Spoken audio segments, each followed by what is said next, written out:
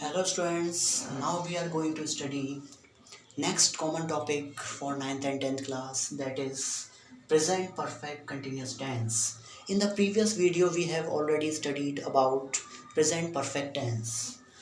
What is used or how will we identify present perfect continuous tense? In the present perfect continuous tense, singular subject we use he, she, it, and it is followed by has been.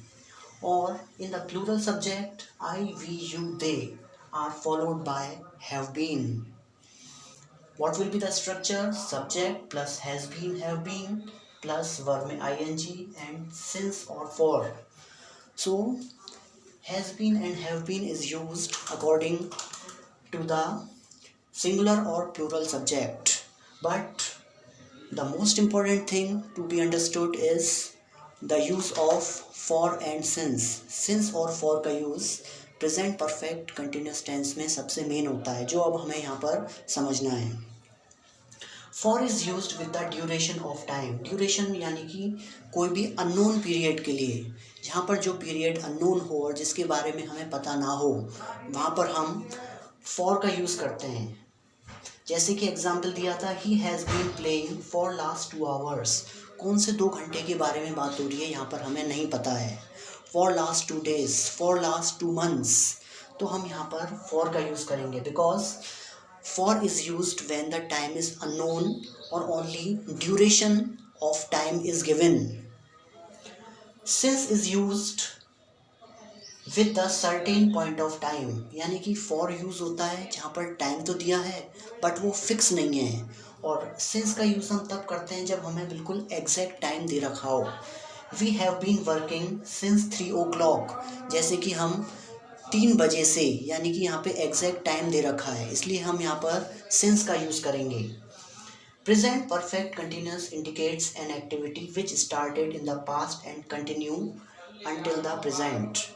तो present perfect continuous किस चीज़ को indicate करता है? कोई भी activity जो कि past में स्टार्ट हुई हो और प्रेजेंट में अब भी कंटिन्यू हो, just like present continuous tense. लेकिन उसमें जो प्रेजेंट परफेक्ट कंटिन्यूस टेंस में जो टाइम पीरियड दिया होता है वो इसको प्रेजेंट कंटिन्यूस टेंस से अलग बनाती है.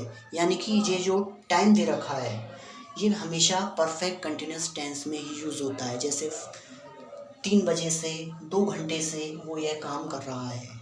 तो present perfect continuous tense is also just like a present continuous tense, but the time period makes it different. And we use since and for. Since और फॉर का यूज़ भी आप समझ चुके हैं. सिंस का यूज़ हम तब करते हैं जब जहाँ पर एग्जैक्ट टाइम दे रखा हो, जैसे सिंस जनवरी, सिंस फरवरी, सिंस 2000, और जहाँ पर केवल अननोन टाइम दे रखा हो, फॉर लास्ट 2 मंथ्स, यहाँ पर केवल मंथ्स के बारे में बात हो रही है इसलिए हम फॉर लगाएंगे. लेकिन यहाँ पर एग्जैक्ट हमने कहा सिंस जनवरी दे रखा है तो हम सिंस लगाएंगे. ये डिफरेंस है. यानी कि जैसे कि कहा भी गया है कि गिवन टाइम, अब लास्ट में बताया जा रहा है कि केवल जो एग्जैक्ट जो टाइम दे रखा है या जो गिवन टाइम है वो उसे प्रेजेंट कंटिन्यूस टेंस से डिफरेंट बनाता है. यानी कि जब प्रेजेंट परफेक्ट कंटिन्यूस टेंस में टाइम दे दिया गया हो तो वो उसे प्रेजेंट कंटिन्यूस टेंस से अलग कर देता है. Okay students, it is for today's topic.